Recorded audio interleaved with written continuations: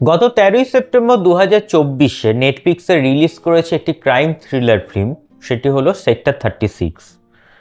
So কেমন লাগলো এটা আমার? Hello guys, welcome to review square. তোমাদের সাথে আমি রৌনক। সো সেক্টর 36 হচ্ছে, বলতে গেলে এটা একটা ট্রু স্টোরি থেকে ইন্সপায়ার্ড। সেটা হলো 2006 সিরিয়াল মার্ডার্স, বা এটা হচ্ছে নিঠারি কেসেস নামেও কিন্তু পরিচিত, যেটা নয়ডাতে হয়েছিল। এবং সেই কেস থেকে হচ্ছে ইন্সপায়ার্ড হয়ে এই স্টোরি। এবং সেটা কিন্তু বেসিক্যালি যেটা ছিল যে নয়ডার একটা সেক্টর 31 নামে একটা জায়গা ছিল, এবং সেখানে নিঠারি ভিলেজের এটা ঘটনা। সেখান থেকে কিছু বাচ্চা যাদেরকে হচ্ছে কিডন্যাপ করা হচ্ছিল, এবং এর পাশাপাশি তাদেরকে কিন্তু মার্ডারও করা হয়েছে। এবং তাদের দেহ বিভিন্ন তোমার ড্রেনের মধ্যে বা মাটিতে পুঁতে দেওয়া হয়, এরকম হচ্ছে অনেক ঘটনা ঘটেছিল, যেগুলো কিন্তু লিটারেলি এই ফিল্মে কিন্তু দেখানো হয়েছে।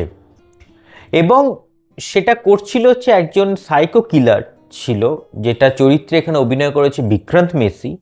লিটারেলি বলতে গেলে ভাই একটা জিনিস, আমি দেখে জাস্ট ফিদা। কারণ আফটার 12 ফেল, আমার এটা ওপিনিয়ন, তোমাদের কি ওপিনিয়ন তোমরা সেটা কমেন্টসে আমাকে জানিও। আফটার 12 ফেল কিন্তু বিক্রান্ত মেসির অভিনয় জাস্ট একটা 180 ডিগ্রি চেঞ্জ হয়ে গেছে। না, সে নো ডাউট একজন ভালো অভিনেতা, কিন্তু তার যে স্ক্রিপ্ট চুজিং বা তার যে ডেডিকেশন, সেটা কিন্তু পুরো হেল অ্যান্ড হেভেন চেঞ্জ হয়ে গেছে। কারণ এর আগে আমরা দেখো তার ফির আই হাসিন দিলরুবা দেখেছি, সেখানেও তার অভিনয়, এই সিনেমাটাতে তার অভিনয়, বস জাস্ট ফিদা আমি।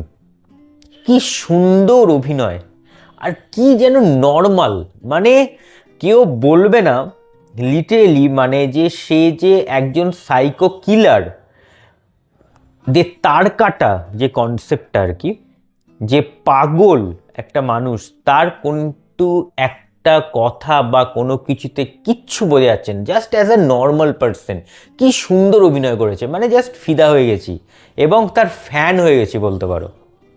এছাড়া এখানে রয়েছে দীপক ডোবরিয়াল, রয়েছে তার পুলিশের চরিত্রে অভিনয় করেছে। অ্যাকচুয়ালি কি হয় জানো তো, সেটা হলো যে এই যে আমাদের যে সমাজের নিচুতলার যে মানুষরা রয়েছে, বা বলতে পারো যে যারা গরিব মানুষরা রয়েছেন, তাদের ক্ষেত্রে বা তাদের কাজের ক্ষেত্রে পুলিশের যেন এগিয়ে আসাটা যেন অনেকটা কম।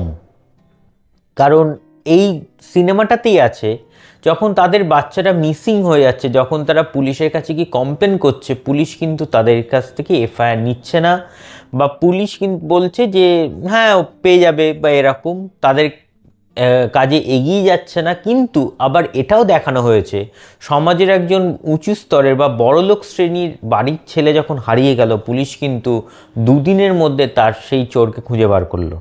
সো এই ডিফারেন্সিয়েশনটা যেমন একটা দেখানো হয়েছে, এর পাশাপাশি অফিস পলিটিক্স, বা কি করে একজন কাজে এগিয়ে আসতে চাইছে, কিন্তু তাকে এগিয়ে না এসে তাকে দমিয়ে দেওয়া হচ্ছে, তাকে সাসপেন্ড করে দেওয়া হচ্ছে, তাকে মুখ খুলতে দেওয়া হচ্ছে না, সেইগুলো কিন্তু এখানে খুব নর্মালাইজভাবে দেখানো হয়েছে।